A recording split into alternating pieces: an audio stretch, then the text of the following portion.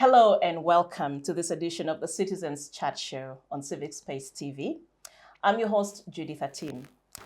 Today we're discussing two issues. First, the diplomatic row over the arrest of 36 members of the opposition party, the Forum for Democratic Change in Kenya. And we shall also analyze the rationale behind the regional parliament sittings, which is set to cost the taxpayer at least 20 billion shillings. That's about $5,340,000 US. It is my pleasure now to introduce to you the show's panelists. From my immediate left, Dr. Robert Ojambo, the head of Faculty of History and Political Science at Kyambogo University. Dr. Ojambo, you're welcome to the show. Thank you. Good afternoon. Next is Dr. Sarah Bireete, the Executive Director, Center for Constitutional Governance. Sarah, you're welcome to the show. Glad to be back, and good afternoon, viewers. Last but not least is Major Retired Awich Pollar, the Director, External Services, National Resistance Movement Party. Major, you're welcome. Similarly, thank you, and happy to be back. Last show I was in Karamoja burying our vice chair. We buried and I couldn't come back in time, but I'm glad to be back. We're happy to have you. Our other panelist, Joseph Ocheno, is unavailable today. He's engaged, but we do hope to have him next week. Now, a bit of background to the two issues we're discussing. Between July 22nd and 23rd, a team of 36 Ugandans belonging to the Forum for Democratic Change party traveled by bus to Kisumu in Kenya. Shortly upon their arrival, security forces broke into their hotel rooms, grabbed their phones and whatever items they could lay their hands on, and forcefully extracted them from Kenya and brought them back to Kampala. The Uganda police said the group was arrested on suspicion of engaging in covert activities suspected to be subversive in nature, which drew the attention of Kenyan security forces. The group was then produced in the Nakawa Chief Magistrate's Court, and they've been charged with terrorism, which is a capital offense. Some of the suspects, 32 male suspects actually, were remanded to Chitalia prison, and the 4 female suspects were remanded to Luzera. They're expected to appear before court on August the 13th, 2024. FDC says the team had been invited to Kenya by an NGO for a leadership training. But the police in Kisumu said they were not aware of these arrests, neither were they involved, and they were also reading about it in the media. Now, the second issue is the move by Parliament to hold regional sittings. This matter was first raised in Parliament in 2021, as the 10th Parliament was winding up its business. And in May 2024, after the House had considered the 72 trillion shilling budget, the Speaker of Parliament, Anita Among, announced that the regional conventions would be taking effect soon. The Speaker says these conventions will give legislators an opportunity to witness firsthand the challenges affecting common Ugandans. While the legislators have welcomed this decision, for many Ugandans, this is a true reflection of a country whose priorities are misplaced and an opportunity for wasteful use of taxpayers' money, especially since it's coming at a time when the government claims that it cannot raise 18 billion shillings needed to deploy close to 2,000 medical interns. I now take this opportunity to invite my panelists to respond to these issues, starting with the arrest and the extradition of the 36 members of the FDC who are currently on remand. Robert, your insights. Yeah, of course, thank you very much for that intro. Sometimes things which happen in Uganda, they look like movies or theater. They are theatric somehow. But this has not started today, especially with the person of Kizza Besigye and FDC. You remember his brother, Joseph Musasizi, may his soul rest in eternal peace. This man on many occasions was arrested in Congo, in many places, and brought back here and laid before court and terrorism units that he was a terrorist. In fact, that is alleged to have caused his death because the man was ever in prison until leukemia claimed his life. In 2013, there was another man called Sam Mugumya. Sam Mugumia was arrested in Congo and later incarcerated there. After a very long negotiation, he was released just a few years ago, I think in 2022, and forced for asylum in Belgium. And many others, you remember, the Opokas, they have always done things to associate Besigye with terrorism. The surprising thing is that none of these allegations have been confirmed, and therefore he's sentenced, because by now Besigye should be in prison because he has gotten a lot of terrorist charges. Now, this one of Kenya is even more funny. At least the Musasisis, you would see the situation, they are politicians, and Musasisi was Besigye's aide, and therefore you could convince somebody that maybe this Kano was training this man. But I mean, not Musasisi, Sam Mugumia. Mugumia was his personal aide. Now, these people have allegedly gone for a training in Kisumu, in a church-founded thing. And before you know, they are being allayed in courts in Nakawa that they are suspects of terrorism. Now, the first thing first, and let's use now logic, simple logic of children. These people committed an offense in Kisumu. That's where they are committing the offense from. Therefore, in normal procedures, they are supposed to be arrested, taken to a Kisumu post or police or whatever, and charged there. And the systems would then follow their work. And when you realize that they are Ugandans, then it would be declared that these are Ugandans, but who have committed an offense in Kenya, in Kisumu to be specific. And this is what the governor was arguing. The governor of Kisumu is Professor Anyang' Nyong'o, who is a professor of political science. He understands these things very well. In fact, he deals with security matters. So, the only thing you hear is that these people have been intercepted in Kisumu, rushed back to Uganda, and charged in Nakawa court. I am not a lawyer, but that is a case that you cannot sustain. Because number one, is there any report in police, what they tell us, is there a police report or intelligence report? Or if you don't want to use the police, there is Interpol, and these lawyers are going to guide me what is the use of Interpol. An Interpol report or whatever, or anti-terrorism, because East Africa has now an anti-terrorism thing, which was reported. So you really see people who are using terrorism to struggle with the political matters. These are political things, and you know the struggle that has been between the Katonga group and the ruling government, to an extent of supporting the Najanankumbi. Najanankumbi now looks like a branch of NRM.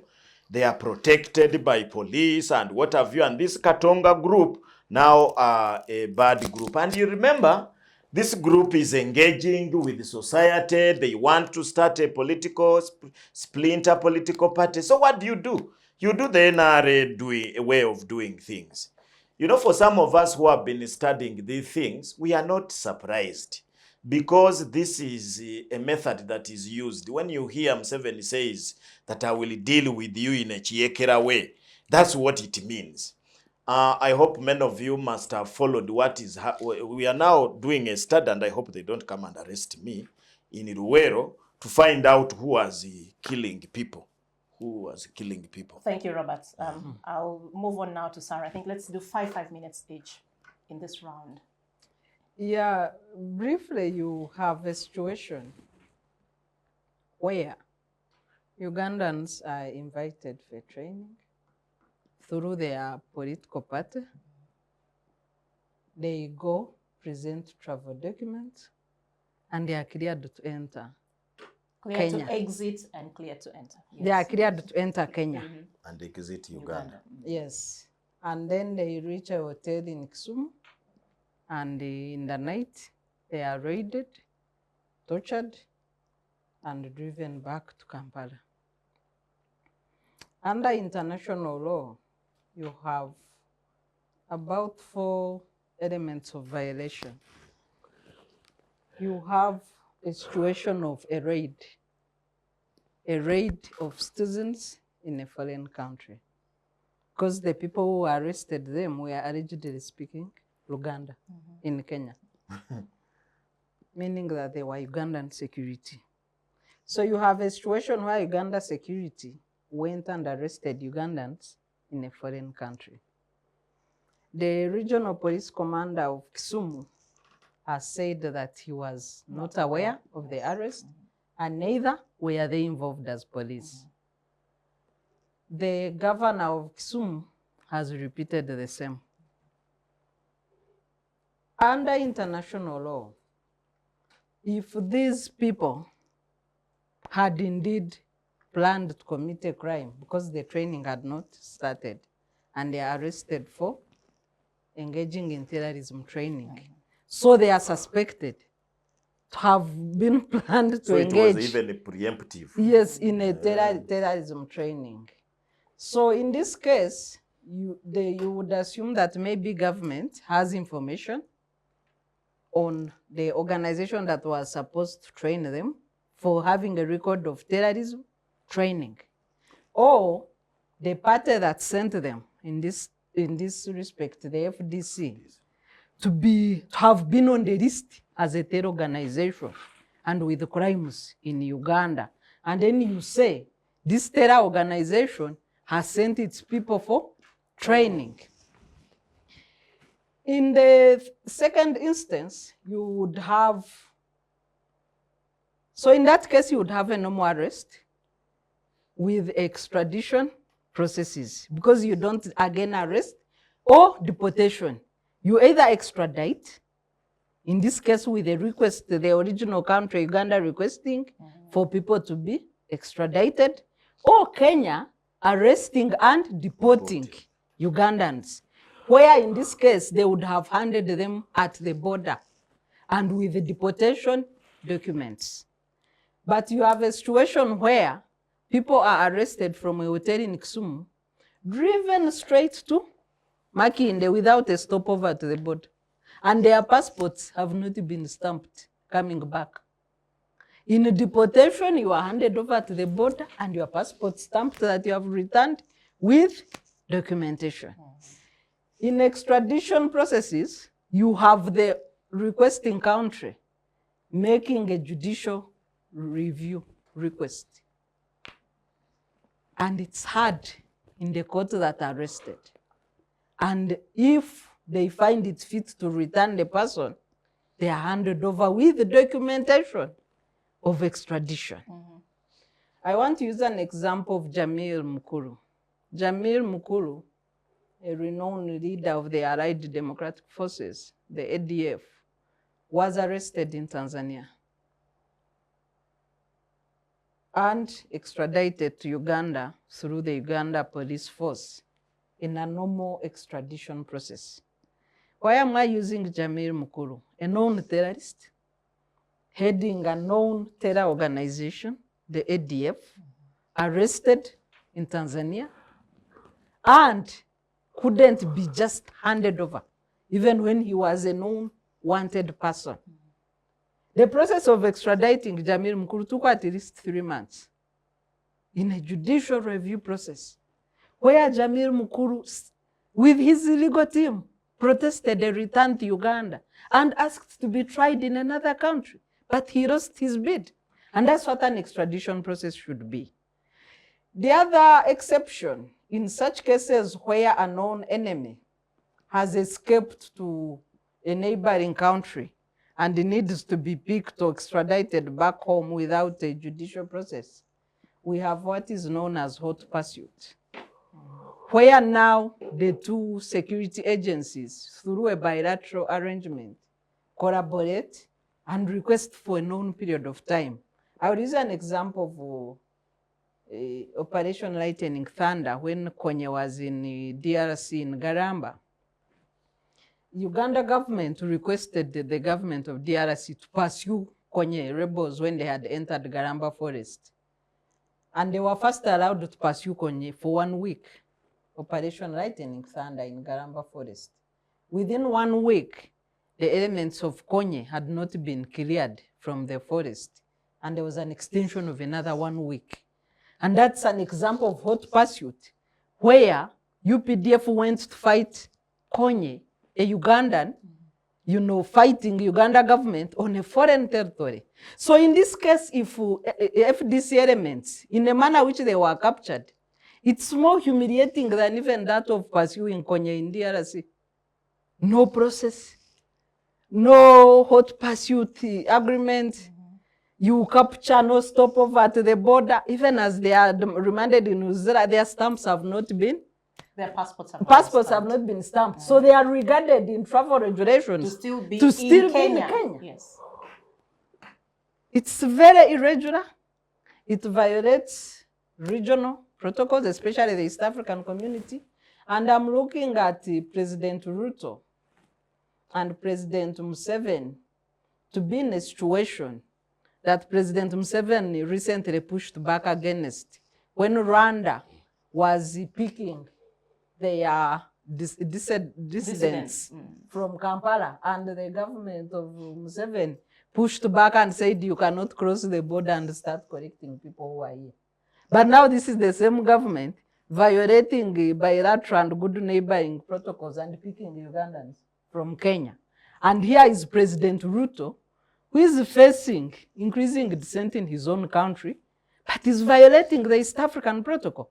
He's violating all regulations of a good neighbor to Uganda. It's like he's waging war against Ugandans, and it's really unfortunate. Thank you, Sarah. Major, let me come to you. Your views, your reactions to this development. Thank you so much. My view is that this subject or this topic is a topic loaded with a lot of facts. And I see that I don't have the facts. And I also see that the actors deliberately have not exposed the facts. Meaning the actors on both sides, both the Ugandan team and the Kenyan team. So a lot of information is withheld for whatever reason, I don't know. So it makes it so difficult to discuss. For example, I would imagine that there are a lot of state-to-state understanding which could have even been documented, but they have not availed it. And that lack of availing it, if it is there, is now making us guess and go on to conspiracy theories. My wish was that if such an arrangement is there, they should have made it public so that the government, the people know, and we avoid guessing. Ideally, I would actually not venture into it because I'm thinking that there are a lot of facts that are withheld. The other thing is that the political situation in Kenya at the moment is fragile. And a lot of uprising is happening in Kenya. And the Kenyans are also cagey about whichever visitor comes and which side. Remember at one time they had alleged that on the side of government there was Uganda armed forces trying to protect the Ruto. So equally, the Kenyan government would equally be worried about any other person from Uganda maybe possibly going to fuel more situation there. So, or even Ugandan thinking that Kenyans are going to learn the same to come back here. So this training that the Ugandans were purportedly going to train, how I wish they had not gone at a wrong time. At a wrong time where there is mutual mistrust for Ugandans going there, and actually mutual mistrust for Ugandans coming there. The mutual mistrust is both from the exit and the entrance. So I think the decision to take the training there now, the alleged training, make them more or vulnerable. But all done is that the intention of Uganda government and the state is to prevent a mischief. In the thinking of the state, they think that, and according to intelligence report that would reach, is that this action taken by government was a preventive action which prevented a mischief. And the mischief, as I said, could either be an exportation of a mischief or an importation of a mischief that could come. Now, about your Kenyan government claiming lack of knowledge still goes back to me in the hiding of information. The way I know Kenya, you really cannot go and carry out arrest in a sovereign country like Kenya and the Kenyan government says, I don't know. If that was the case, Kenya has been operating in Somali and they are next door with the Al-Shabaab. They attacked them once. If Kenya was that free and loose, Al-Shabaab would be attacking Kenya on a daily. But you can see that the Kenyan, with a common border with Somali, has managed to hold their security tight. So it is not believable and not viable that Kenya says an arrest of 30 plus people occurred in our country and we didn't know. No, that can't happen. So I think that a lot of informations are not yet released. Possibly at the right time it will come. But I pray that a mischief was prevented and the two countries are happy. In any case, Kenyan themselves, apart from the voices that you hear for the arrest that they don't know, they themselves are not talking of injury to the country or what has offended them. They seem to be saying, well, you have done it, you go. Therefore, I'm kind of held back by my thinking that a lot of facts regarding this matter is not disclosed. Well, thank you very much, Pollar. Let me come to you and to the two of you to react to his assertions or his submission. Do you think the timing of the FDC members traveling to Kenya for the leadership training is a problem? Do you think their arrest was a prevention of mischief, as he says it, from being exported or imported? Let me start with you, Robert. If I may go first. You go first. You and know, we come to Robert. as a funder which was submitting, I kept turning and turning, and I'm like, am I the only one who is shocked? When you know, when the major protests happened on that Tuesday when the parliament was torched, the parliament of Kenya, I was in Nairobi. I had spent there 2 nights. The protests happened on Tuesday, Wednesday, Thursday. I returned on Friday. There was no more, of course, very little traffic at the Jomo Kenyatta International Airport then, but there was no more international travels, no more neighbor travels, nothing like a mischief being imported or exported. And as you know, Fanda, which was presenting that maybe there was a mischief either being imported or exported, then I'm like, okay. So has Uganda and Kenya suspended the Common Markets Protocol that allows for free movement of goods, people, and services in the East African community?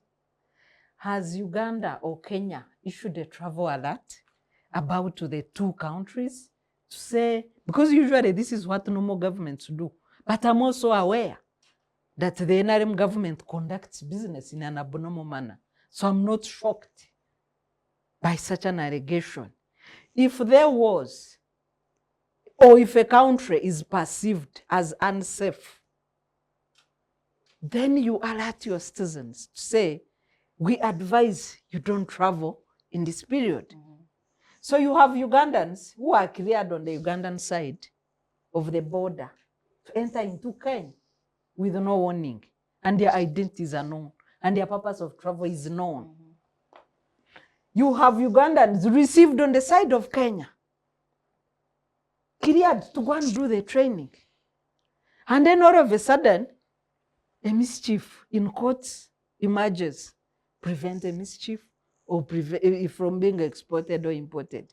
I think for me, and like I labored to explain how international law functions in normal countries, because I want to leave an exception of doing things abnormal, which is not strange to the NRM government here.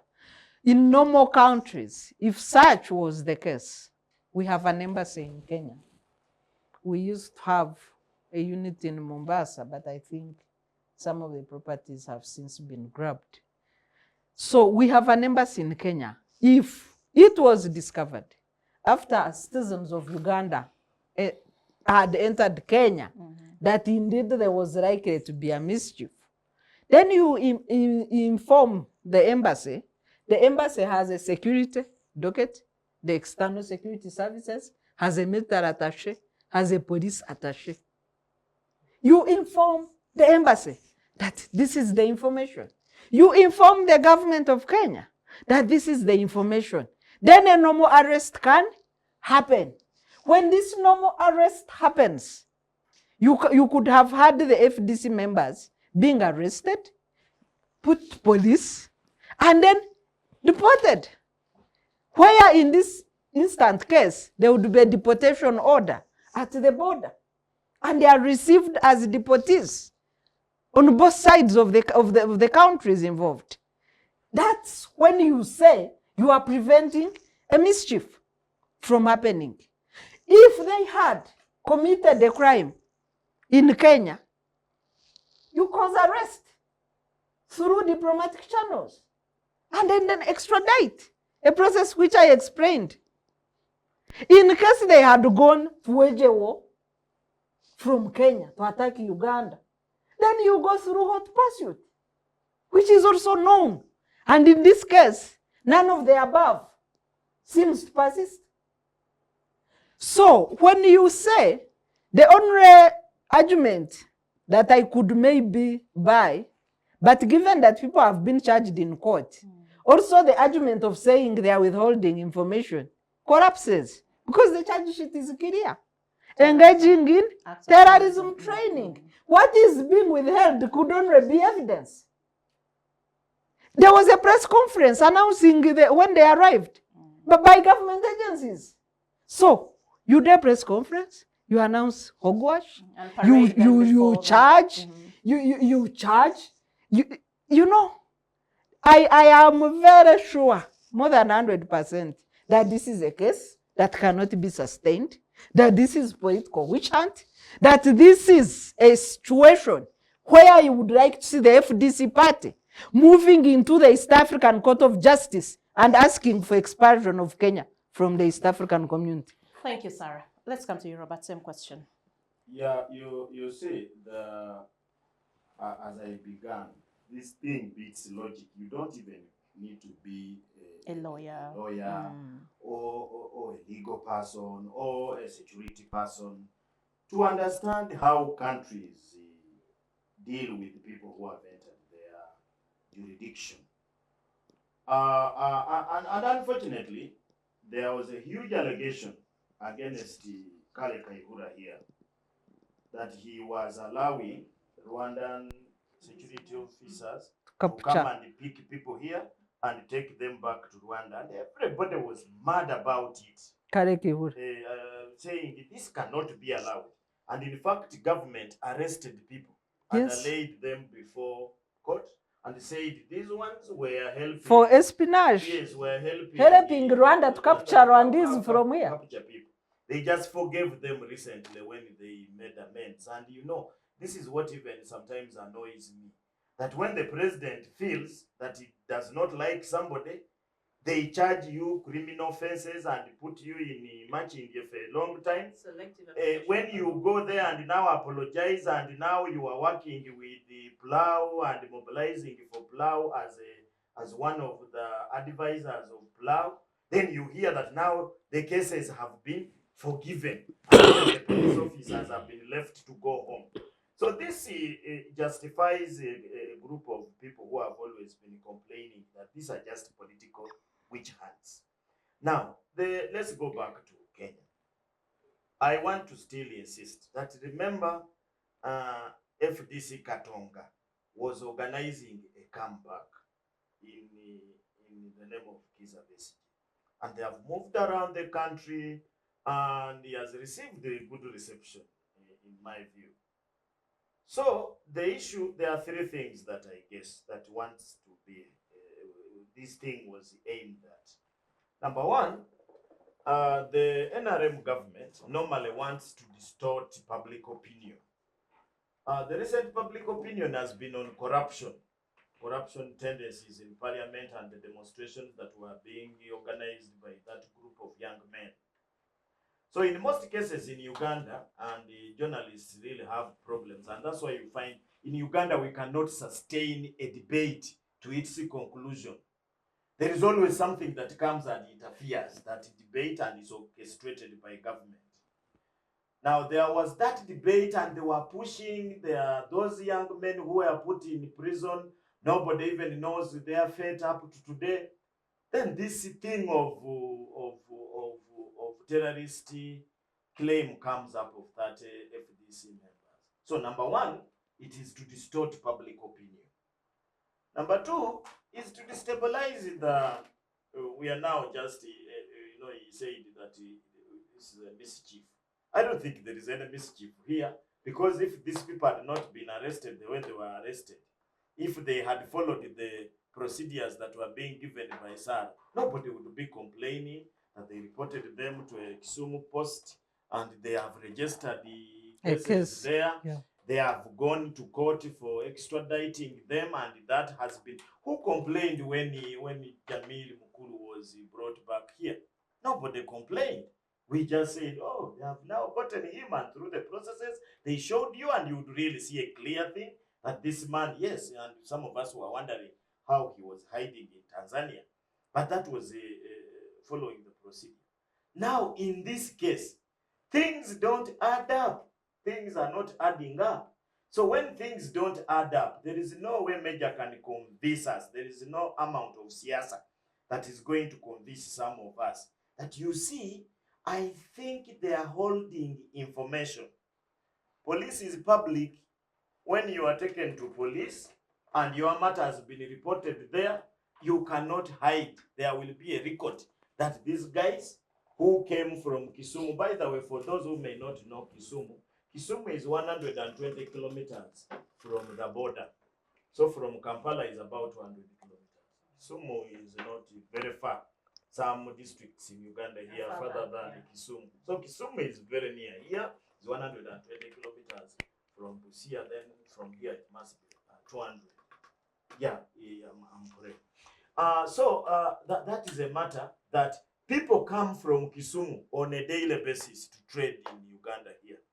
Either through the water or through the road or by air, because there is an airport there. So it's not a far off place that if these people had not gone very fast, there was something going to happen.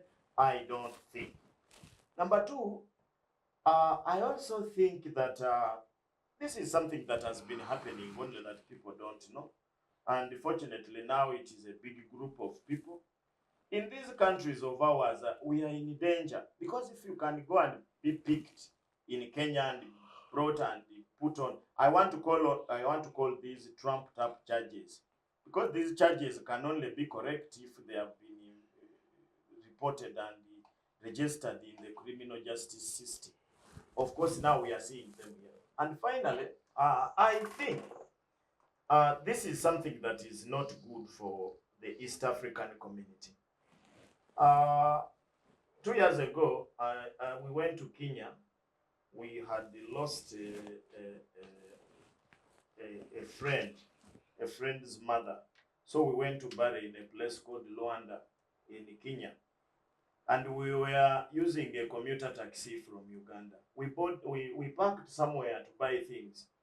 And we almost leached. They said, these Ugandans, what are they doing here they have, that was after the the election. The election in 2021. 22. 21. So they were saying we were the ones who had caused the trouble and stolen, helped in the stealing of the votes for ODM and their candidate. Now, you can imagine this continuing to happen. Remember, just a few months ago, during in fact not months, but last month, there was a police vehicle that was recovered in Kenya, a Uganda police force vehicle that was recovered in Kenya and was being returned. And the things we hear is that these people had gone to help the Kenya police and the security to be violent. During the protests? Yeah, to be violent, the way we are violent here, because they look at the Ugandan police as violent. They don't follow the law. And that's why he was wondering, when the police was escorting people and protecting them and they are pushing the police vans, that is, the Kenyans think that is the constitution.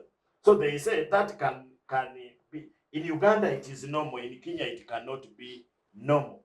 So we are really creating a situation for some of us who come from the border, that even going to Kenya may be very difficult for some of us to introduce yourself that you're Ugandan. You are looked at as a spy, as somebody who is going there to do mayhem and these things. Something which has never existed. I can tell you, for us who grew up in the border, you would drive to Kenya, see your friend without even clearing your car and come back. We were very friendly with Kenya. In fact, for the countries that are here around us, Kenya was the easiest country to deal with, because I've been in Tanzania. If you don't have a travel permit, a resident permit, you can't stay there. In Rwanda, I wanted to go and watch football. We could not even cross the border. Which one? Very difficult. Which football? Oh, Ntare football. Let's pause. Let's hold Not the thought for a entirely. second. We're going into a break and then we'll be back to continue this. Digital rights are those human rights and legal rights that allow individuals to access, use, create and publish digital media, or to access and use computers, other electronic devices and telecommunication networks. Digital rights include a right to freedom of expression, information and communication through technology, a right to privacy and data protection, a right to credit for personal works, a right to universal and equal digital access, a right to identity, a right to anonymity, a right to be forgotten, and a right for protection of minors, among others. The state's digital rights are frequently violated through various unfair actions, for example, blockage of websites and social networks, theft of credentials, unauthorized use of people's data for personal gain, privacy intrusion, online censorship, arrests and intimidation of online users, internet blockages, and the proliferation of laws and regulations that undermine the potential of technology to drive social, economic, and political development worldwide. It is hence every citizen's responsibility to respect rights of other digital users and to speak out or report to the responsible parties when one's rights are violated. Thank you very much, Robert, for your submission. And earlier we heard from Sarah. Now, Major, when you listen to the submissions from these two, clearly all international protocols were broken in terms of the way this issue was handled. And I think what Ugandans are concerned about most is what kind of image is this country portraying to the rest of the world? Well, the portrayal is relative and circumstantial. It could portray that Uganda is one country that cooperates with the neighbors and make prevention simple. When there is a mischief intended in Kenya, Uganda cooperates with Kenya and carries out arrest. The other aspect is that it also shows cooperation, actually the same thing, that Uganda cooperates with Kenya. Because if there was a violation, as Kenya seems like the way Sarah said when Uganda thought that Rwanda was making violations, the other country protest, and at a governmental level. But here you hear a governor talking.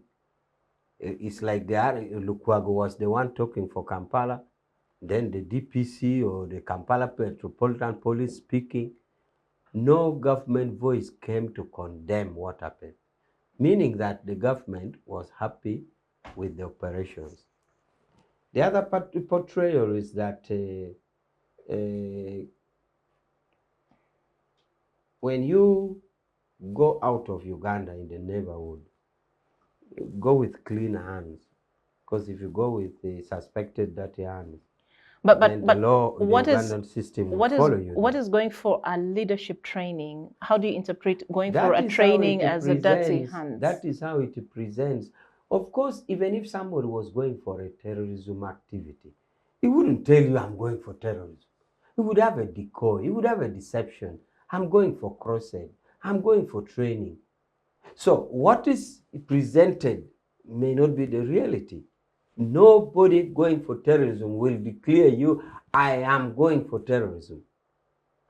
The other aspect I wanted to bring is that I'm trying to remember my criminal law into detail. I've been more into human rights. But I don't know whether there is a waiver. If, for example, you commit offense in a country outside Uganda, but triable in Uganda, whether a wrongful being brought back would be a preliminary objection in the trial. That yes, I have committed offense, but you brought me wrongly. I think the criminal law precision is that yes, you have committed the offense. The wrongful being brought is a civil aspect, and it won't defend you in a criminal proceeding.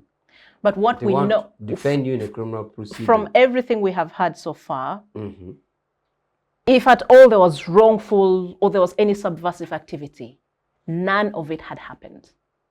No, but it is now a question of the charge sheet has been drafted and it has been presented. It's now upon the prosecution to adduce facts to prove that actually what they charge is true. So unless we are preempting to say that these guys actually have no evidence to present in court, then we may say we would be talking it prematurely. But once a charge sheet said, for example, murder, it stops at that. Then at some stage it will be proven who you murdered, when, and how it occurred. In this case, if it is or terrorism, it is at the evidence stage that we shall be shocked if it is true that, oh my God, these people said they had gone for training. This is all that happened. So I think we would give it the benefit of doubt to that extent. I'm glad you actually talk about your background in human rights and the kind of work you've been doing in that regard. Do you think Uganda is a model when it comes to upholding the rule of law and respecting and observing human rights in light of this situation we're talking about? Yes, it is. Because the judge, the checkpoint here is, if you arrested them, you brought them back, did you torture them or not? Did you also follow procedure like Sarah was saying when it comes Procedural to aspect, arrest? I told you that it is still debatable in criminal proceeding whether a flout of bringing you can act as a bar to your prosecution. That yes, I committed the offense, but you brought me wrongly. You should have brought me properly. I'm saying that is still a matter of debate in criminal proceedings, but I think the right position will be found. Now, the thing is, Sarah may say something, but I already put a disclaimer that I wasn't sure about that criminal position. But I am saying that there must be ingredients in this particular incident, the checklist to prove whether Uganda respects rights. The checklist here is, you brought them. Was there physical torture, beating, or not? You brought them. For example, did they eat food? Did they have right to food or water? You brought them. Did they come sitting in a humane position? You brought them. Did you bring them and put them in a good detention facilities? You have brought them. Did you take them to court? You brought them. Did you allow them access to lawyers? So those are the ingredients to check our compliance with human rights in this particular incident of the incident. About whether or not you flouted the law to bring them is what I said. It is debatable whether in criminal law it's a bar to be prosecuted just because you have been brought badly. Thank you, Major. Sorry. No, I have actually questions for Fande before he goes off the mic. You know, in criminal law we have, and law in general, we have what is known as jurisdiction. When you arrest somebody, where do you charge them? Where is the jurisdiction of that court? So if you arrest somebody in Kisumu, where is the jurisdiction now that the other processes don't exist? Where is that? And the second question, which is a form of information. So the arrested people claim they were tortured, and it's been registered by their lawyers. And the Section 11, Clause 2B of the Human Rights Enforcement Act mandates that mandates the trial court to declare a trial a nullity and acquit the accused person if it's brought to the attention of the competent court that the accused rights, especially the derogable rights and freedoms, have been infringed upon. So in this case, you have the allegations of torture, whether they will be proven or not, we leave that to court. But also you have the violation of freedom of movement under the East African Common Markets Protocol. And Uganda is a big champion when it comes to louding their mouth on integration.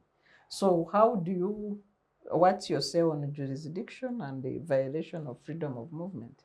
Jurisdiction, the position of the law is clear. Under criminal law of Uganda, there are offenses where a Ugandan can commit even in London and you are tried here. So that one is very clear under the law, that you commit an offense in another country but are tried here. That is possible. Under what I just don't, I mean, I can cite you the provision, but it's there. Sarah, you very well know that. That's under the universality of human rights. No, I'm talking under criminal law per se, penal code. I'm talking under penal code. Yeah, regarding So under penal code, the penal code of Uganda provides offenses where you can commit outside, but you are tried here. That one, for a fact, I know it. Okay? So that one don't even need to waste time. That the law provides that you can commit. Section. Of course, Sarah, you know that a good lawyer is not the one who crams in his head. He's the one who knows where to get it. If I had a penal code here, I would cite you the section. But don't have any doubt in your mind that there's a section which provides that offenses is committed abroad and can be tried here. That one don't even, and same thing with Americans. So that one is provided for under our penal code. That one, there's no doubt about it. So the other aspect, you're saying the freedom of movement. Freedom of movement, good enough, you cited that there are other rights which are non-derogatable. So, and you cited torture, that is true. But movement is not part of it. No, meaning therefore, if you are arrested, non-derogable rights and other freedoms. Yes. So meaning therefore that freedom of movement can be curbed. For example, if you're seen to be committing offense, okay? It is not like a no-go right, like you never can torture, or habeas corpus, or fair hearing, you know, the other four under Article 44. So freedom of movement, if you're seen to be committing offense, you cannot say, I have freedom of movement, let me move. No, when you are suspected to be committing offense, that right can be curbed. Just like freedom to stay free, you can be put in detention. Your right to staying free has been curbed.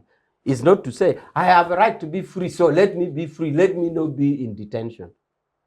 So there's no issue about freedom of movement in this circumstance. When somebody is a suspect, it can be apprehended if it's in violation of the law. Thank you, Major. Let me come to Robert. It's been a while since I heard from you. Still about the image that we are portraying as a country to the rest of the world. What is your view? Major thinks otherwise. Thinks, well, this is not as bad as people might think. Yeah, and I don't blame him. For Major, it is okay. Maybe he's training. But before I specifically look at that. I normally tell colleagues that you see law is common sense. Law is just common sense made complicated by the lawyers. The lawyers, when I listen to them, they want to make very simple things common sense. No, I agree with you. Common sense to be very Doctor, for once I complicated. agree with you that law is common sense. What sometimes happens is that it is codified. Codified means things which are accepted in society are seen in logic and it is common. Codification means it is now written down in sections. Yeah, yeah. So law is just a codified. So they will take you codified. to those section of theirs and confuse you. But to tell you the truth, that if you are going to try somebody, they themselves say that he who wants justice must come with clean hands themselves. You cannot go and arrest somebody wrongly, then you say have a right to Kidnap. try them. No, It's a there kidnap. is a procedure. Because for me, if now, like for example, I want a boy who has stolen my pen in your home, I don't just come and ransack him and put him in my boot and bring him to police and say, you stole my pen. There is procedure. And this is what we are saying, that in this case, it looks like procedure was not followed until you give us that information which you are saying they have hoarded. Right now, these people are not reported in a police. Doctor, just information. Yes. Even if these people are hiding information, both the Ugandan regime and Kenyan regime are playing rogue. They are rogue in this case. And any legal procedure would have allowed the citizens who are under arrest to have their stamps checked out of Kenya and returned to them. These people did not have courts with bombs which were going to explode any time. They would have followed the procedures and arrested them, allayed them clearly in court and said, we have even cleared, we have this and that and that. So that not done, I don't think their things are going to succeed anywhere, unless there is a kangaroo court here. But going back to your question, who doesn't know how Uganda operates? Some of us have a chance of traveling outside Uganda. Once you mention that I'm from Uganda, they know what type of people you are. You are people who, one, in most cases, they don't look at us as very law-abiding people. I told you that in some countries, I cannot go to a forex bureau and exchange money as a Ugandan. I will have to, I confirmed this just a few months, I mean now about, I think 6 months. I was in Denmark and I couldn't. They said, Uganda, no, Uganda, no, until you declare how you got the money. You must have a declaration how you got the money. So I don't think that will be new. When you are in East Africa here, in fact, the biggest obstacle of the East African community or whatever they want to form is Uganda. And they are saying in Uganda things don't happen the way they happen in other some of these countries. They don't change presidents. For them, they have one president for all the time. Now, if you come together with such people, the soldiers beat people on the street. Who doesn't know about this? They know that we are a military country. In fact, many countries don't agree that we are a democratic country. Uganda, at least Uganda, Rwanda, South Sudan, we are in the same category of people. But this is now, we don't care how they think about us. But for me, I'm so much concerned about, for us Ugandans, how we can survive in these places. I don't like a country where I cannot be protected, that I can go somewhere and I'm just picked and I end up in Machindi. And there is even this debate. We don't now know which case you are supposed to go to a normal case, I mean a normal court, or the other Machindi thing. For example, they keep you in Machindi, but present you to the civilian court. You see that contradiction? Machindi is a military detention. In fact, I'm not supposed to be detained in Machindi if I have slapped somebody. It's a military detention. That's what I knew. But they keep you in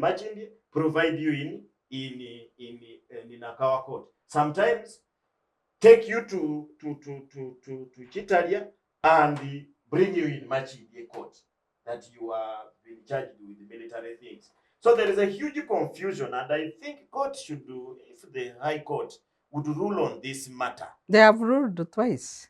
No, But, the matter is now at High Court. No, we have 3 decisions. Yes. Clearly stating that the military court should be an army court for administrative purposes of the army. So And like not these for people, trial of these civilians. people and the lawyers are here. Are they being extradited as military people, or they are civilians who are involved in terrorism? Because we should also know. We want to know, are they soldiers, or they are people who are alleged to be associated to soldiers, and that's how they were treated like that in a military way? So there is a very big problem. But by and large, me, I really think that we needed to up our game on how we do things, because what would have happened if they followed the procedures? And also now I'm seeing, I want to agree with Sarah, that Kenya is now not the Kenya that we knew. Kenya was a country, they would not do certain things. But now they also look like South Sudan, they want to look like Burundi, Congo, and these other countries which have issues when it comes to freedom. But what I wanted to end with is that in the things of deportation or related things, I don't think your human rights work. I have not seen somebody who has been deported following those human rights. Jamir Mukuru. Jamir Mukuru, which is Moreover, a renowned terrorist. Either maybe he was working on the instructions of Uganda government. You know, there's also that. But there is also that chance that Jamir Mukuru might have been a mercenary of the government. Yes, there are those things. When you're a student of security, since he was, you must know. If you're a student of security like me, to sustain a government in this versatile, those things happen, and they have happened. There is evidence. But not to go there, to go into that complicated discussion. I just wanted to say that there is a story I've been following of a young girl from Kenya who was deported from United States naked. She reached Kenya when she was naked, and they said she had run mad. But when all the tests went on and they took her to psychiatric and what tests, there's nothing that was positive. And when the girl narrated her story, she has now come up. She is really raising a huge case against the current candidate. Are you saying that she traveled for 18 hours naked? Yes. On a plane? And the airline or anybody could not give her a piece of and cloth? That's why I'm saying why it may be true that she was. When they brought her to Kenya, that was the reason. But airlines don't allow that. That was airline. To move naked. My friend, in an airline, when there are these government things, you ask Miguna. You ask Miguna how he reached Amsterdam. Was he naked? Amsterdam from Kenya. In fact, this time it was Kenya which was deporting one of their citizens, purporting that is a Canadian. And the man reached Amsterdam when his clothes were torn. He did not have a passport. He was unconscious and all sorts of things. So this girl, in fact, when they brought her back to Nairobi, they tried to charge her, but the court released her basing on this evidence that this person was really mistreated. In fact, that lady is now complaining and saying that during that time, this lady who is a candidate, naked girl deported. But I don't think she traveled naked. Yeah. No, it's maybe in light clothing, without warm clothing. You see, let me tell you, in Africa here, we define naked in a different perspective. She might have not been in actually what they call pilili.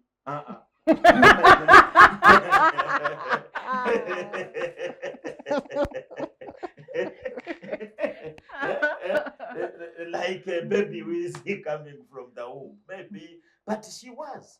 So for me, I really think that when nobody should deport another, and if they do, they should do it properly. But when it involves these state apparatus Sometimes it's very complicated, and I've just given you that example of Miguna, who was being deported from Kenya to Canada, and the man is a Jaluo from Kisumu here. And they were saying, no, the man is a Canadian, and it was because Miguna had presided over the swearing in of Odinga, and because of that, Kenyatta was very angry with him, and the man was deported. He has just come back. The good thing with Miguna, when he came back thinking that Ruto was a friend, is now again a big problem. They may deport him again. Thank you. Thanks, Robert. I want you to respond, and then we move on to the second issue, Sarah. Just briefly, I want to read out the charges that Ugandan courts have jurisdiction to try, regardless of where they are committed from, so long as it's by Ugandan citizens or persons ordinarily resident in Uganda. One of them is terrorism, treason, acts to annoy the president or ridicule him, concealment of treason, promoting war on chiefs. Those are the 4 cases where Uganda has unlimited jurisdiction. So you can commit it in China. Wait. And our debate, Sarah, just to add on your information, our debate is not against these people being brought back. But how it is done. It's the process. The process. Yes, I am coming to that. So when you come to say these FDC members were traveling to participate in a terrorism training, you are indirectly declaring FDC a terrorist organization. We want to see that declaration. If you think the members of FDC are engaged in terrorism, where is the evidence? And if they are not, then how can they send their members to train in terrorism? That terrorism must be planned by FDC. So when you have the likes of Jamil Mukulu, who was treated very normally, a renowned terrorist, treated better than these poor youth members of FDC, you had Jamil Mukulu as a leader of the ADF, a known terrorist organization. In this case, you have a political party, clearly registered, nobody has declared any, irregular conduct of the FDC. It sends its members to do a communication training, and you call it terrorism. It remains to be seen whether this government can adduce such evidence. But the most disappointing thing, and when you hear most Ugandans on this issue, we are not disappointed with Uganda. Because if Uganda acted normally against political opponents, it would also be shocking. This is their usual rogue way of treating opposition. What is disappointing us is Kenya. We know that Kenya has internal dissent, growing dissent. They have their own issues. But for Kenya to treat Ugandans like this, they should either draw the line that this is the trend they want to take on, that they also want to be like Somalia, or maybe it's evidence that under Ruto, Kenya is becoming a failed state, unfortunately. Major, respond to that, then we move to the next issue. One is to thank Sarah for citing the law. I had said earlier that a good lawyer is not the one who crams, but knows how to get it, where to get it. So I knew for a fact that there are offenses that you can commit anywhere, but you will be tried. And I thank Sarah for citing those offenses. So long as you are a citizen or a resident. So I thank you for citing that. That settles that debate. The other aspect that I don't agree, though, is that by some FDC members of being charged of participating in terrorism, it means the entire FDC.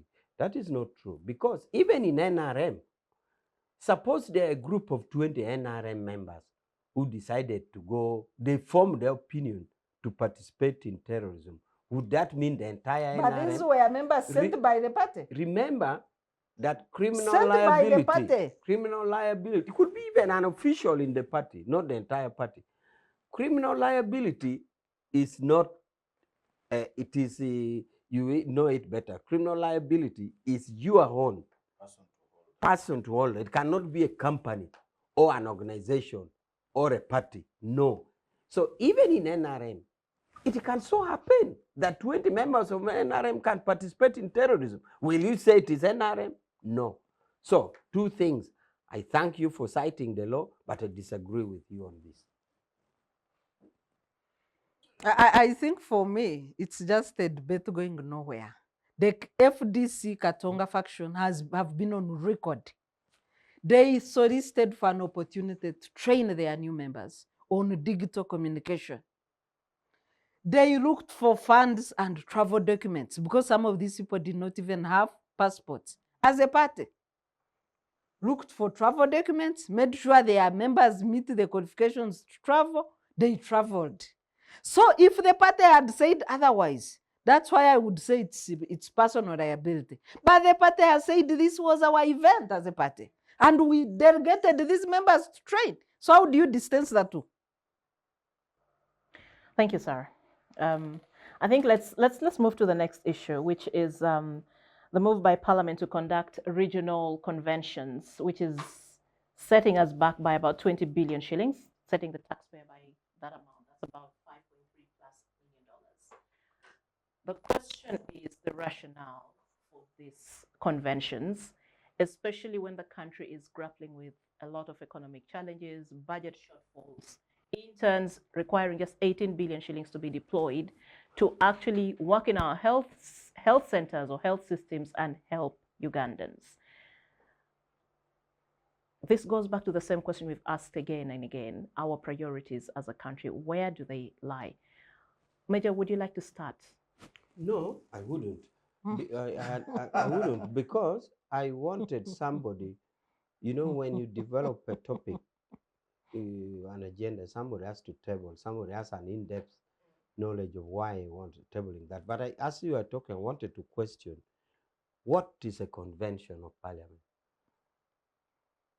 I wanted to know, is it the entire parliament sitting? I wanted to know, does this sitting have resolution passed, or will it pass laws like the way a motion will be tabled? Will it be an ordinary parliament sitting outside parliament? What legal effect will it have? So why I hoped not to present, I thought the presenter would give me that so that I know. Or is it just a seminar? Is it at a seminar of what? Is it, Anyway, will it have force I of could law? start.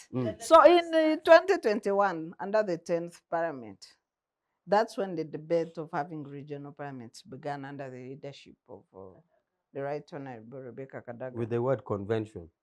Just a minute, you said you want somebody to start. Yes, don't leave it out. Let me start. So that's how the debate began.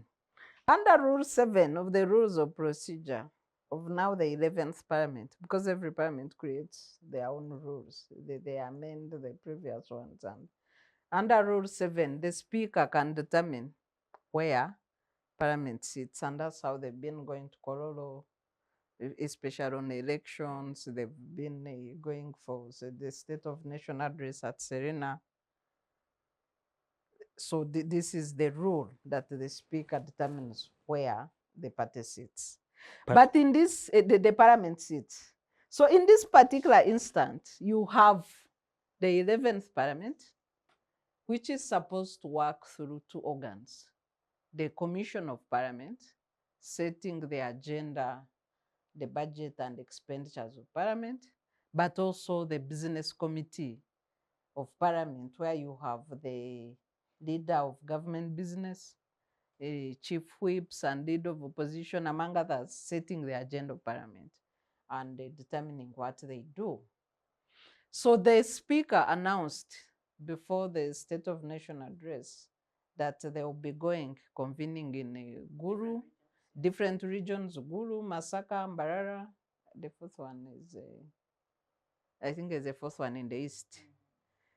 As Parliament sitting, and in Gulu, she announced that they will be sitting in the council hall. According to the leader of opposition, these sittings will cost a taxpayer 5 billion. And the leader of opposition raised two questions. One, when was this determined? Because as a leader of opposition, he's supposed to sit and be part of the decision making for Parliament, and he never was. So who made this decision, when and where? The second issue is the context within which this is being brought up. We have a situation of, and I know NRM regime has been hiding, but a struggling economy. They hide behind figures. A struggling economy. And an example for me to give is this first quarter of the budget, where the Treasury was supposed to release 18.5 trillion shillings. But because they don't have money, they only managed to release 5.5 trillion. And even as we debate today, or every other day, there are loan requests in Parliament. Even today, there is a loan request for about 106 million euros for government to borrow. Our public debt has exceeded what we committed to in the Charter of Fiscal Responsibility. It has been flagged off by the Auditor General in 2 audit reports, and Bank of Uganda as well, on the need to have a sustainable, a sustainable debt level as a country. We have a situation where medical interns are on the streets protesting because of failure to deploy them. And the only answer the executive is giving through Ministry of Health is that they don't have money to deploy medical interns. So coming from this background, you have a parliament. Of course, parliament has its own budget. It's a self-accounting, self-budgeting and self-accounting. You have a parliament which says, for us, we are going to Gulu. And what is the justification? The justification is that they want to take parliament closer to the people. The second justification is that they also want to hear the concerns of the people in different regions. So 2 questions as a governance actor I raise. One, is this parliament saying that when they sit in Kampala at their headquarters, parliament buildings, they don't attend to the needs of the people? Do they need to travel to every region to attend to the needs of those regions? Are these sittings going to be conducted as public hearings so that they can hear from many people? Or it's just members of parliament going to crowd in the Ruchiko Hall in Gulu? Because they can't also fit in their own chambers here, which are bigger than these council halls. But now they are going to crowd in Gulu. Are they only members of Northern Uganda that are going to travel there for that hearing so that they also have the people speaking from the gallery? Can you submit from the gallery when you are a stranger in the house? How is it going closer to the people? Just physically to say, we are seated here, we are closer to you, we can hear your issues? Because the assumption of delegated power of MPs and going through Articles 53 on the creation of constituencies is that every part of Uganda has a representative in the parliament, and the issues of those people are deliberated upon by their representatives. So is this house saying, therefore, that whenever they sit in Kampala, they don't attend to the needs of the people? Or if they are sitting in Gulu, is it going to be just a session on Northern Uganda and they cannot attend to matters from other parts of Uganda? How special is it going to be? As a political analyst, I look at it as a waste of taxpayers' money, and maybe to underscore the fact that previously we used to have committees going for regional hearings. If Public Accounts Committee is debating a report where a project was supposed to be in Gulu, they go and hear testimonies from the affected people. Now the committees no longer have money to do these public hearings in the regions. The members of parliament have been saying their budgets are diverted. So now you have a parliament where the leadership does not know what's taking place.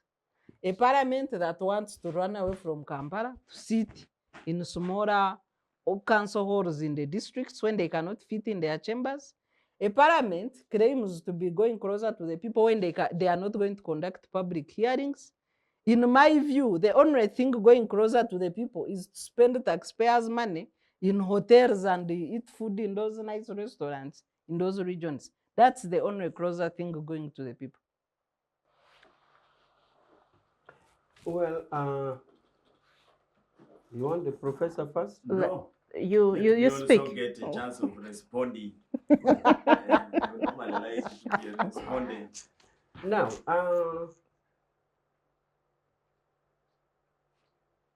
I think this is a matter more known to the legislative arm of the of government than You any are other. again tongue-tied. I've never been. Mm. For example, I'm trying to say that I don't think there's an NRM party position on this. I don't even think there's the executive position on this. I wouldn't be surprised if at some stage a contradictory views comes from the executive or from the party saying that was not appropriate. At least I sit at the party secretariat. I do not see here that kind of blessing being given to this procedure by the legislative wing. But as you said, the legislative wing is an independent body that does its independency from the courts, that is the judiciary, that is independent from the executive.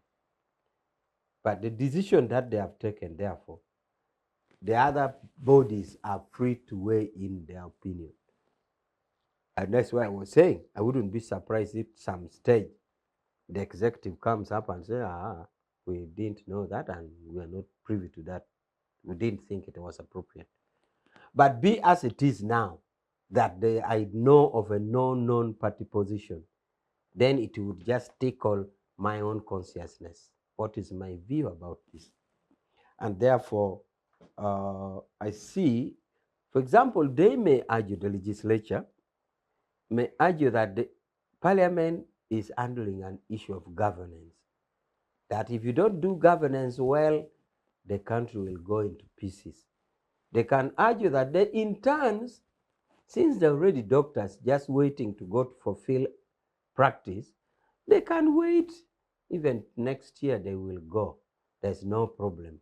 But the issue of governance, I'm now trying to be in their thinking that the issue of governance is so important. Which one is But urgent, medical or governance? The issue of interns may not be seen as a medical matter now. The issue of interns is being seen as education. No. Students studying. These are not education Because students studying. whatever component that they are doing in the field contributes to their graduation, contributes to their work. To give you information. These doctors have finished their academic training.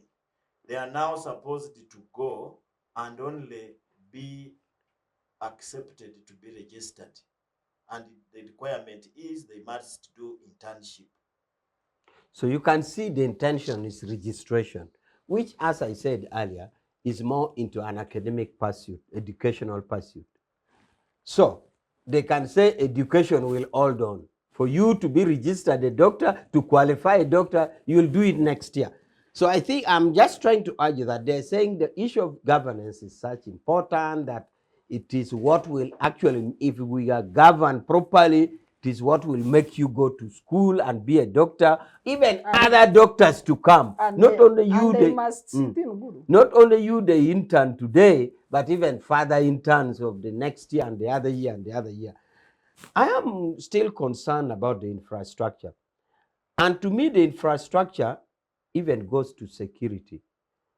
Because if by any good chance you have 530 members of parliament in Gulu, I would imagine it would also be a burden on the state to protect all these honorable members in a small town like that. It is, to me, it's even unsafe for them to crowd the entire Gulu with 530 honorable members. So, security per se, to me, is worrying. Even health. To crowd 530 members of parliament in Gulu, or in any other city for that case, even health-wise, including sanitation, is also a matter to guard. The other infrastructural matter that worries me is, of course, the council. In fact, I know Gulu District Council and I know Lira. Lira is even much better because Lira was built later. Gulu is a senior district than Lira. So Lira was built after, so it had already seen the inadequacies in Gulu. The Lira Council is actually built like a parliament. It's built like it is in circular form. The members can sit like a circular. It is even deep where the speaker can sit deep down with the clerks. Really, the Lira Council was even better, but small. In fact, it can be a fifth of the Parliament of Uganda. Similar in Gulu, the council is 1/5. So if it is 1/5, then where will 4/5 of the members sit? So that is still on the infrastructural part. The other infrastructural part is that unless you're going to take advantage of software technology, that many information are now online. Otherwise, the parliament will be handicapped by a file missing, which if you were ordinarily in Kampala, you'd actually go and look out for that file, for that information. Ministry of Defense tried it by having army headquarters in Bombo and defense in Kampala. It turned out that it became even more expensive. You nearly have to shuttle between Bombo and Kampala, shuttling, and the amount of fuel that you'd use. You said, then why were we not together? It became very expensive to shuttle. You find there's a file in Mbuya, then you have to rush the file in Bombo. There's one in Bombo, you have to pick and bring it here. To some extent, the software technology leverage, but as you will know, not everything is on software as per now. Many are still in hard copies. I don't know the physical interaction in real terms, how it will feed in the discussion, the localities of the people, whether the people will be called to present issues into committees, or the people will just come and view, which in my view, they don't even have enough space for strangers. They don't have enough space for strangers, for public strangers, strangers gallery. I know for the accounting officers in parliament, the thinkers, the managers of this project, they will not walk away with nothing. So it's a money thing. The thinkers, it's a money haste. The thinkers, the managers will definitely have. You can clearly see that there's pecuniary interest. There's a pecuniary benefit. There's a pecuniary. I mean, right from the buses that will transport people, how much liters of diesel will be put in that budget? I mean, in that vehicle, I can assure you, it will not be the exact. So it's diesel. A money haste. So I'm just listing a whole list of my concerns. I'm just listing a whole list of my concerns, including security. I already started with security. So don't limit me to money to make me look like I'm just, the headline would be Awich says Parliament want money. No, I'm thinking in a holistic and I'm thinking in a holistic form. I'm thinking in a holistic form. That's why I even started with security. That's why I went into health. And that's why I went into all these other things. So you could even see a pecuniary interest at the back of it all. And if this be the case, then I would wonder whether it was well thought out. But be as it is an independent organ of the state, the government, is a legislature. I just hope maybe if they go ahead, at the end of it, we would say, oh my God, we were wrong. They were right. It has worked. They were wrong. We were right. But for now, as I said earlier, I wouldn't be surprised if at some stage, some other arms of government come and say, no, we didn't buy into that. Thank you. Robert. Yeah, you know, Judith, these senior colleagues of mine are discussing Parliament as if it's a very serious institution anymore. And their assumptions that they are looking at the ideal Parliament of Uganda. and they are not putting in perspective what type of parliament that we have right now. You know, there used to be a man, I'm sorry, I'm going to talk about him here. I have never known when he is serious. Who? The late Kato Lugwama. Mm. Because of his occupation of an actor, Drama or not? Yes. I used not to know whether Kato Lugwama is serious or is part of his acting. One time I found him at Nambole, and he was telling us how Uganda crane team is perfect, and he told us that he's very sure in the next World Cup we shall be there. Mm. And of course he was explaining. He said now we have professional players, now we have foreign coaches who are okay. The players no longer go and borrow boots in Nachivubo. You know, those days when we were growing up, there is a time when Uganda Crane played in the uniform of AC Milan. You know, AC Milan. AC Milan is a club in Italy, but they went and they were putting on that one and playing for Uganda Crane. So Katolu Mama looked like he's sensible. But again, when I related to what I know about him, I knew that was his joke. And that is the Parliament of Uganda. The Parliament of Uganda now is a real joke. You just go out there and ask 5 laymen about the Parliament of Uganda. They will tell you if they are Baganda until twajivako bakolebye bagala. In other words, About if they're Basoga? If they are Basoga, they would say twajivako titwidi bakola. And the other if they are Banyankole? My friend, now you want it. By the way, I can speak all of them. So I am saying that there would be no problem of Parliament sitting in any part of Uganda carrying out their work, because they will be, I don't know what, you know, Parliament operates according to their the rules and procedures. And once the rules and procedure says it is fine, they can sit in any part of Uganda, we don't have any problem with them. But now the issue is the rationale and the justifications that they have tried to give us. For example, when the speaker was announcing, she gave justification. And recently, when the leader of opposition was trying to disqualify those justifications, Honorable Senyoy. But I don't see any one of them being sensible. And why they are not sensible is because of one purpose.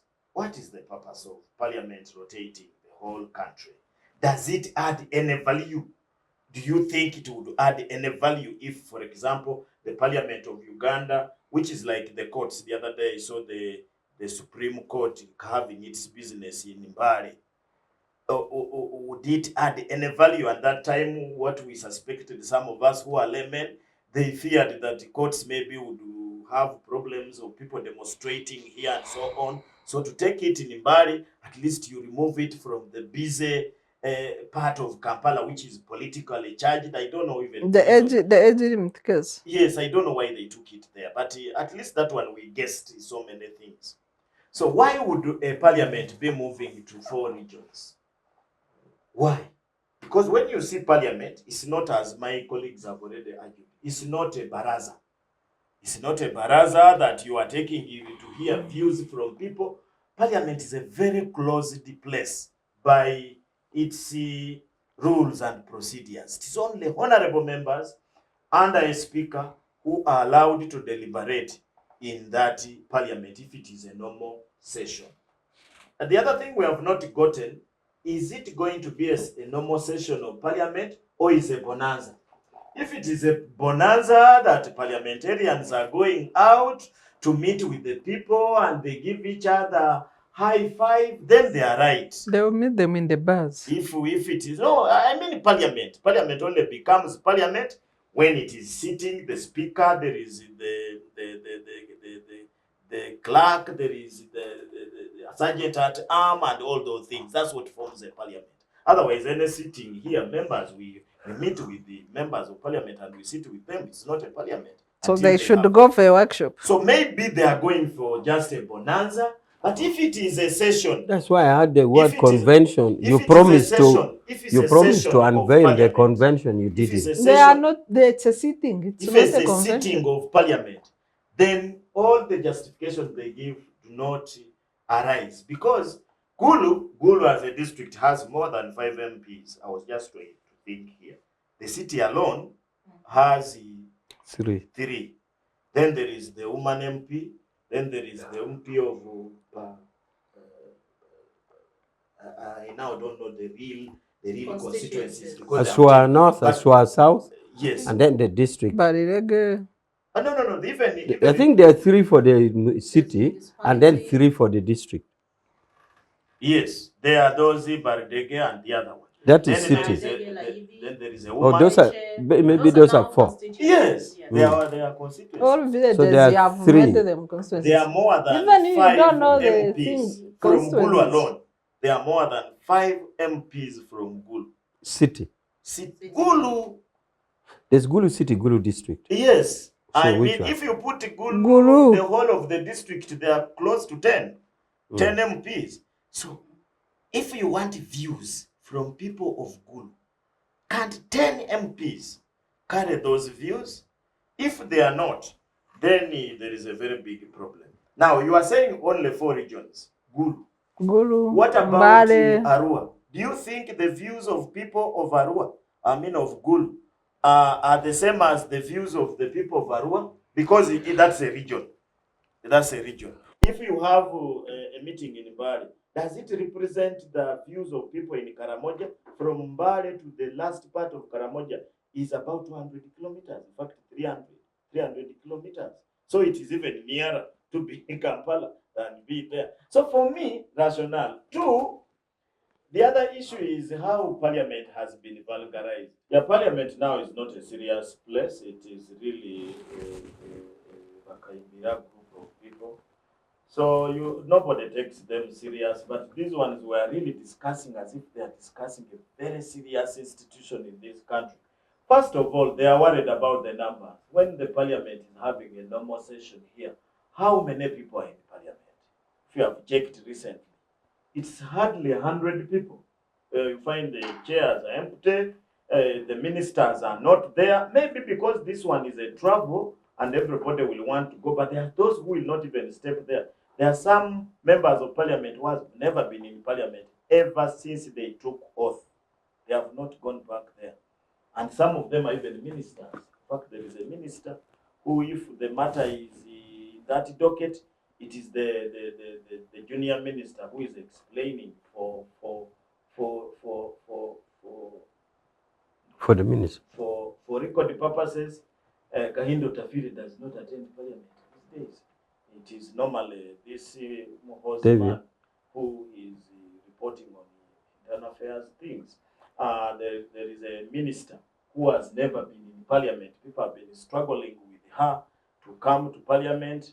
She has not come even when she was expected. But when it is these Kololo things, she comes. Maybe that one she will go. There are so many of them who don't. She will go to Google. I don't know. But what don't fear numbers. Numbers, many of them on that day. The opposition have already declared that for them they will not go under their lead of opposition. Especially the Nobu group is saying they will not appear there, so they don't want to waste money. But for me, I think that is not the most important thing. The questions that we should put to the head of parliament, who is the speaker, is that what she tried to explain as a rationale for parliament going to these regions and Gulu being the first does not make any sense following the procedures of council, of parliament, looking at the circumstances. The cost, Judith, you shouldn't fear so much because that money, even if parliament does not go there, it will not go to health. They will still steal it. In fact, if they spent it there, at least you will have a clear accountability because they are using just the budget that they have. And that budget, is one of the inflated budgets in this country. I think what we need to tell the parliamentarians and their leader that venture does not make sense. It cannot convince anybody. So rationale or against it, we are just wasting a lot of time. Space is not enough. The procedures do not allow what they are saying, that they are taking parliament nearer to the people. The parliament is nearer to the people here in our main parliament. Now the parliament is cordoned 2 kilometers away from parliament. Accessing that arena where parliament is a very difficult thing. You have seen when recently the young people wanted to take a petition there, they could not reach parliament. So you cannot convince people that you want to bring parliament nearer to the people. Parliament can only be nearer to the people if the people can access parliament anytime that they want. That they cannot access it in Kampala, now they are going to access it in Gulu Mbale, is just taking us into hide and seek thing. And finally, I think the way this country is being run is bad. We really think that somebody needs to salvage parliament, because parliament is going to become a laughing stock of everybody. We now think that we are not doing things the way a reasonable country should be doing things. For example, luxurious countries like Tanzania, which have a parliamentary building in almost every region, do not have that. You remember moving parliament from Dar es Salaam to Dodoma. Dodoma is one of the best chambers that you can have in East Africa. Very nice, very big, very everything is high tech. But moving members of parliament there, it had to take Magufuli to use very difficult stances. So I think let's first improve on parliamentary things, so that first of all, if parliament makes a law, is serious.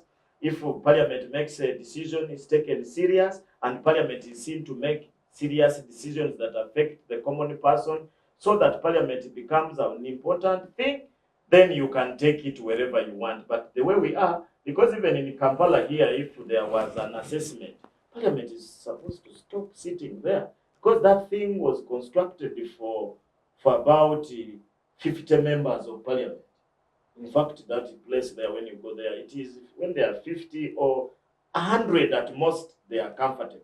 When all of them are there, they are like people parked in some of these Danfuenya and Alfuenya vehicles, taking them to detention. Okay, so I want to ask the three of you one question. If you were given the opportunity to make the decision of where to appropriate 20 billion shillings, apart from allocating it to the intern doctors, where would you put the money? Should I start with you, Robert? Yeah, of course, the first would be just to run to non-funded priorities. Because when you are writing a budget, there are areas which were very priority, but they were non-funded. I'll give you an example. Look at increasing the salary of primary school teachers. It's a non-funded priority. Up to today, primary school teachers are paid 430. And I want to tell you 10 billions into that salary would improve these people's welfare tremendously. Because last time, I think the president put 17 billion, and it is what pushed them to where they are today. The other thing is that the country now has a lot of issues. The country, sometimes in certain months, we don't have money to pay even the salary, the things which are statutory, and therefore government have to go and borrow. That's why you see, like, for example, in local governments, they rarely get their salary on time. That would relieve a few local governments for a month or two, and the country would move. But just to raise this issue of intern doctors, in this country, if you go and check, the ratio of doctor to patient level is very, very high. In fact, we are not nearer the standards that we have in the world. So it is very annoying to hear that there are young men and women who have already qualified to treat people, but cannot be supported for 1 year, so that they are now posted into these hospitals to start treating people. you see the health center project, the health center project is collapsing because there is no health center in Uganda which has the given number of medical personnel that are needed there. And therefore, you have a very big problem with the referral hospitals, because the only thing why they take you to a referral hospital is because the medics are there. If you want a gynecologist is there, if you want this one is there, if you want the other one is there. So that would be a big relief to this country if you allowed 3,000 doctors to get a certificate. Look at the roads in Kampala. Now, okay, last time they put 10 billion and we have not seen where it went, but 20 would do at least, maybe this time would not need magnifying glass to see what the 10 billion did. So I really think there are so many things that are important than taking people to do the funny things that they do in our parliament here. For example, in most cases, the parliament is now a theater. You listen to parliament most times. They are not discussing serious things. They are complaining about this. They are complaining about thief, who did thief, that. I don't know how many bills have been passed in the last 6 months. I don't know. Let's hear from you, Sarah. Where would you put that money? Well, in addition to what Dr. Ojambo said, I've seen children sitting their primary mock exams in private schools, crossing the rivers, going to school barefoot. We need the 500 million constructing seed schools. I would allocate this 20 billion areas where schools are in wetlands, and it would construct 40 seed schools. This would be a great investment for the children of this country, other than taking MPs idle around the region. I call it idle around because I don't think that anything good other than spending money and making kickbacks here and there, I don't think anything good will come out of this venture. I have also seen MPs from northern Uganda trying to play victim, thinking that whoever is against this move is against northern Uganda. The program is for a parliament to rotate per region. I don't even know why they took it personal, power down to that emotional, whatever. We know northern Uganda suffered, and in which they support today. So I hope that the programs of NRM will rehabilitate the region. But when we are discussing national issues, there is no need to play victim. That the program to rotate parliament is about whether you love or hate northern Uganda. I think really that was hogwash. Thank you very much. Major, let's hear from you. Where would you appropriate that money? I was thinking of roads in Kampala, but recently when we had a cabinet retreat in Chankwanzi, which I attended the cabinet retreat because of the wind of SEC, where I came through the wind of SEC, I was made to believe by the Prime Minister that all the roads that are being done contracts were signed in 2019 and money remitted. So it is just some few games and a lot of supervision to ensure that those who got the contract produced the roads. They got the money. They signed the contract in all the roads, whether it's Polokagwa, this one to Luzira, the other one, where all of them. So I'm not putting it on Kampala roads. What I'm putting it on That's is what he has explained. what I'm putting it on is partly I would put, how much do the interns want? 18 billion. I would give to the interns, and we have one solid problem sorted. Done. Yeah, we would have it one sorted done. But if our colleagues argue that governance is a priority and what they're doing is governance, then let it be. But your question was clear. Your question is, if it was not to go to this parliamentary thing, where would I? So if it wasn't going to parliament, I would sort out interns. Where else do you think would be a priority?